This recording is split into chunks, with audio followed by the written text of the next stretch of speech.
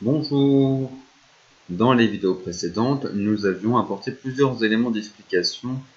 à l'engagement politique et à la participation politique. Nous avions vu des approches rationalistes fondées sur l'existence d'incitations sélectives et ou de rétribution symbolique. Nous avions vu aussi une approche plus sociologique qui s'intéresse aux inégalités de participation politique en montrant justement le lien entre cette participation politique et différentes caractéristiques sociales, telles que la catégorie socio-professionnelle, le diplôme, le genre ou l'âge, qui peut désigner à la fois une position dans le cycle de vie ou un effet de génération. Maintenant, nous allons nous intéresser à une question qui peut sembler peut-être étrange en sociologie, où on a tendance à s'intéresser et à étudier plutôt des régularités et des phénomènes de long terme, mais on va voir l'influence du contexte sur l'engagement politique. Utiliser le contexte pour expliquer les comportements et notamment l'engagement politique, c'est une approche en sociologie qui est relativement récente, même si on va voir que vous aviez des travaux de sociologie politique qui pouvaient aller un peu dans ce sens-là, mais avec une approche bien particulière, mais qui, à mes yeux, qui est vraiment intéressante quand on se place dans le courant du sociologue français Bernard Lahire, qui montre que la socialisation permet certes d'intérioriser des dispositions qui sont différenciées selon vos caractéristiques, selon votre milieu social, selon votre genre, etc. Mais encore faut-il que ces dispositions soient activées. Même si vous avez des caractéristiques qui vont favoriser et encourager votre participation politique. Vous appartenez à un milieu favorisé, vous êtes un homme, vous êtes jeune ou en tout cas dans l'essor de votre vie active, mais ça peut, on va dire, dans l'essor de votre vie active. Tout le monde ne va pas, avec ces caractéristiques, tout le monde ne va pas s'engager.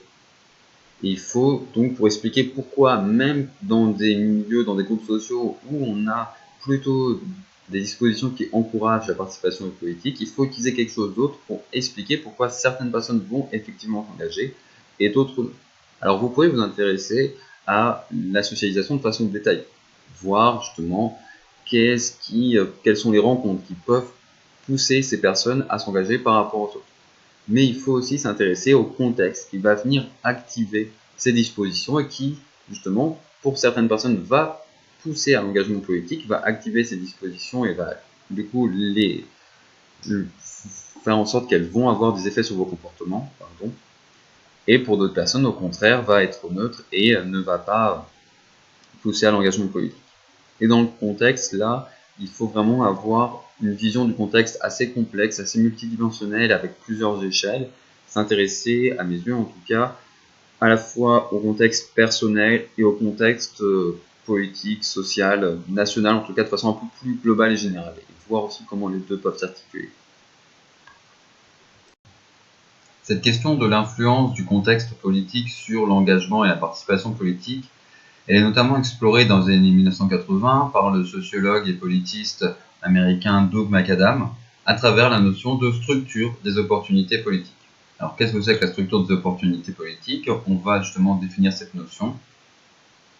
La structure des opportunités politiques désigne l'ouverture et la vulnérabilité des institutions politiques face aux revendications portées par les mouvements sociaux. Je répète. La structure des opportunités politiques désigne l'ouverture et la vulnérabilité du système politique face aux revendications portées par des mouvements sociaux. Cette structure des opportunités politiques, elle comprend à la fois des éléments stables et d'autres ponctuels. Du côté des éléments stables, on retrouve notamment tout ce qui relève de l'institutionnel, des institutions politiques, à savoir notamment l'aspect plus ou moins démocratique du régime. Plus un régime est démocratique, plus il est ouvert, et donc plus il pourra permettre à des revendications portées par des mouvements sociaux d'aboutir, en tout cas plus il laissera d'espace pour ces mouvements sociaux pour s'exprimer. De l'autre côté, vous avez des éléments plus ponctuels qui sont liés par exemple à la stabilité du pouvoir, à la stabilité des alliances politiques. Est-ce que, au contraire, le pouvoir est critiqué et que certains acteurs politiques sont prêts à s'allier ou à soutenir les mouvements sociaux dans une certaine stratégie politique, ou simplement par proximité idéologique, mais en tout cas l'idée que si vous avez des acteurs politiques qui peuvent du coup donner des ressources supplémentaires, donner du relais aux revendications portées par les mouvements sociaux, ces revendications vont à la fois plus se faire entendre et ont donc plus de chances d'aboutir. Alors en réalité, cette notion de structure des opportunités politiques, lorsqu'elle est élaborée, elle est surtout là pour expliquer pourquoi certains mouvements sociaux, certaines actions politiques réussissent à obtenir satisfaction et d'autres pas. Au lieu de se concentrer uniquement sur les ressources portées par les acteurs qui sont mobilisés, on cherche ici à s'intéresser au contexte politique et notamment aux institutions politiques auxquelles face et dans lesquelles évoluent ces acteurs politiques, ces mouvements sociaux. Néanmoins, le programme nous invite à faire le lien entre cette notion de structure des opportunités politiques et les motivations de l'engagement politique. Donc, je vais faire de mon mieux pour tracer ce lien, qui n'apparaît pas en tout cas dans la majorité des travaux sur cette notion. De fait, quand on s'intéresse à la relation entre le contexte politique et notamment la structure des opportunités politiques et la participation politique, on peut observer des effets ambivalents. Alors, notamment pour essayer de faire ce lien qui est attendu par le programme entre les opportunités politiques et l'engagement militant, on peut aborder cette notion de fenêtre d'opportunité. Donc là, en s'intéressant plutôt aux éléments ponctuels, aux événements qui sont peu réguliers dans la structure des opportunités politiques, aux occasions qui vont être ouvertes au moment où à la fois le pouvoir va être plus faible, notamment dans certains domaines, et où justement certaines questions seront mises en avant. Et du coup, ça donnera plus de poids aux mouvements sociaux sur cette question. Je m'explique parce que je suis pas sûr d'être très clair, mais typiquement, le fait que la question du racisme, notamment du racisme institutionnel et des violences policières, ait été mise en avant par la mort de George Floyd et de Breonna Taylor au courant du printemps et de l'été 2020, enfin plutôt printemps 2020, a été une fenêtre d'opportunité pour des mouvements similaires dans d'autres pays, et notamment en France, le mouvement Justice pour Adama. Donc ça a permis à ce mouvement d'avoir plus de poids et d'être plus mis en avant médiatiquement, notamment, ce qui a pu pousser du coup des personnes à s'engager, des personnes qui n'étaient pas engagées de façon générale en politique, mais même plus précisément dans ce mouvement, ont pu voir ce lien entre le mouvement Justice pour Adama en France et le mouvement provoqué par la mort de George Floyd et de Breonna Taylor aux États-Unis, et ont pu s'engager dans ce cadre-là. Donc voilà, les fenêtres d'opportunité, les moments, les événements qui vont donner plus de poids à certains mouvements sociaux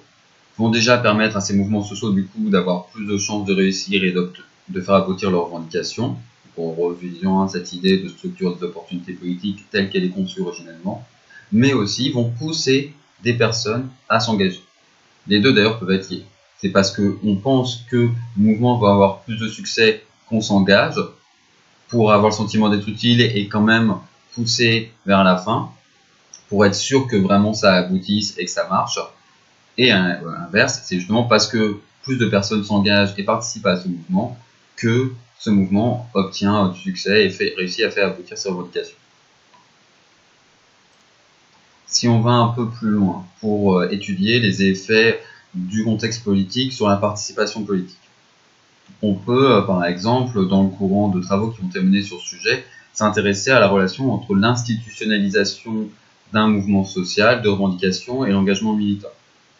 Typiquement, lorsqu'un mouvement social a assez de poids, il peut être institutionnalisé, c'est-à-dire que des administrations particulières, voire des ministères vont être créés dédiés à cette question.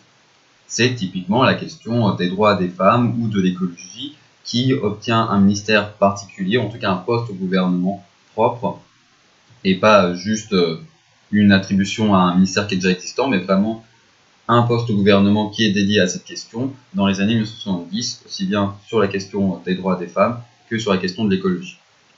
Et ce que cette institutionnalisation qui montre en fait du coup une ouverture de la structure des opportunités politiques. Le système politique s'ouvre et décide de faire aboutir ces revendications, notamment du coup en créant ce poste particulier. Cette institutionnalisation peut notamment décourager l'engagement militant dans l'idée que Maintenant que le mouvement semble avoir abouti, maintenant qu'il existe un ministère dédié à cette question, il n'y a plus de raison de s'engager,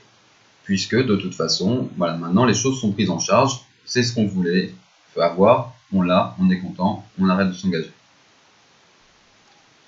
A l'inverse, lorsque la structure des opportunités politiques est fermée, notamment dans des systèmes non démocratiques, dictatoriaux,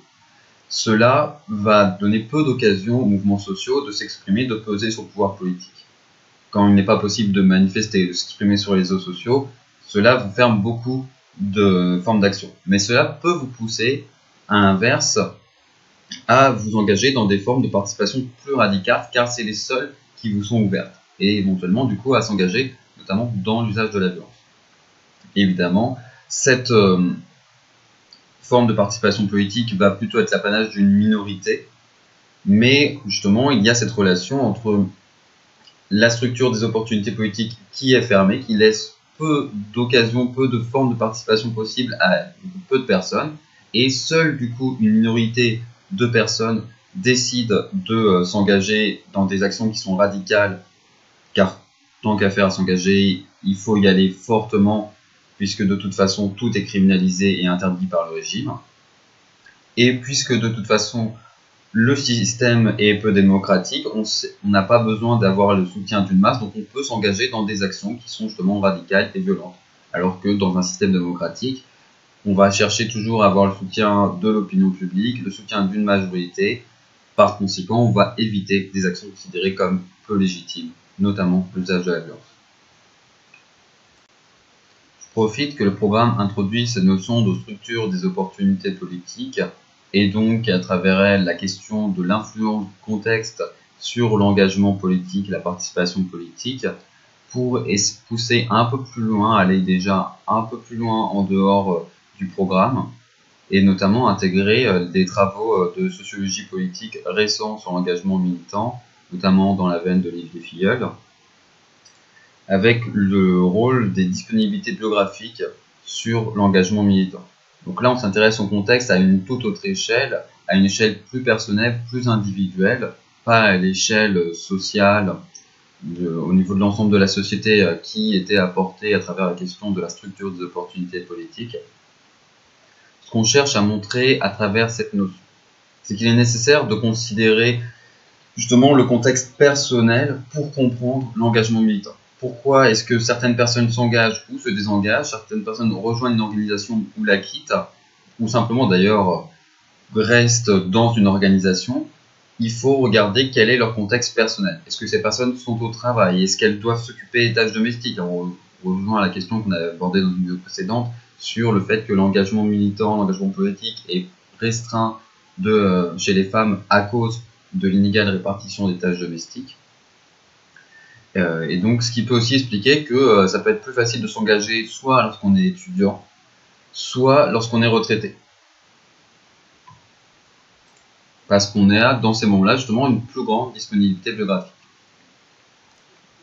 De façon générale, cette notion des disponibilités biographiques, elle invite à considérer l'engagement militant de façon consensuelle, c'est-à-dire au lieu de simplement regarder est-ce qu'on est engagé, pas engagé, est-ce que justement on est dans l'organisation, pas l'organisation, vraiment voir tout ça comme un processus et de montrer que on peut commencer à s'engager un petit peu, juste aller à des manifestations par exemple, ensuite on peut commencer à rejoindre une